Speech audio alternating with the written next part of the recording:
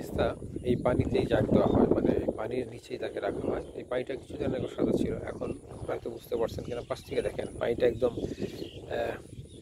It has turned about into blue, মানে প্রায় সে নীল বর্ণ ধারণ করেছে। যদি এখান থেকে ক্যামেরার কারণে, যেহেতু আমার ক্যামেরার মানে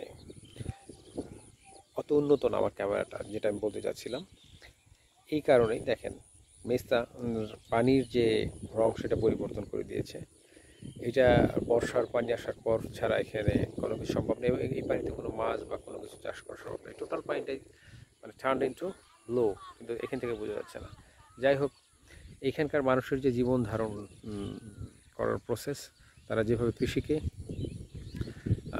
উন্নতির দিকে নিয়ে যাচ্ছে বা কৃষির মাধ্যমে তারা জীবিকা নির্বাহ করছে, তার একটা চিত্র অনায়াসেই তুলে ধরা যায়। কিভাবে কি হচ্ছে চারপাশে দেখেন, ফসল থেকে স্থান শূন্য হয়ে যাচ্ছে। এই স্থানও কিছুদিনের পর শূন্য তা হারাবে, সে আবার নতুন ফসল আসবে। এই যে দেখেন এটা একটা ফসল, এক ধরনের ঘাস, সেটাও উঠবে।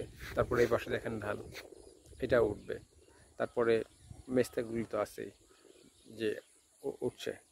আবার দেখেন এদিকে নৌকাও রেডি করা আছে, নৌকাও আলকাতরা দেওয়া আছে। কারণ হলো জীবনকে যে বিভিন্ন রঙে রাঙিয়েছে তারা, সেটার সামনের যে প্রস্তুতি, সেটাও তারা নিয়ে যাচ্ছে। এই যে বিবর্তন, এটা আমরা দেখতে পাই এই যে গ্রাম্য জীবনে। তারা চলছে প্রতিনিয়ত যুদ্ধে আমাদের জন্য, অর্থাৎ আপনার জন্য, আমার জন্য, সবার জন্য। ভালো থাকবেন।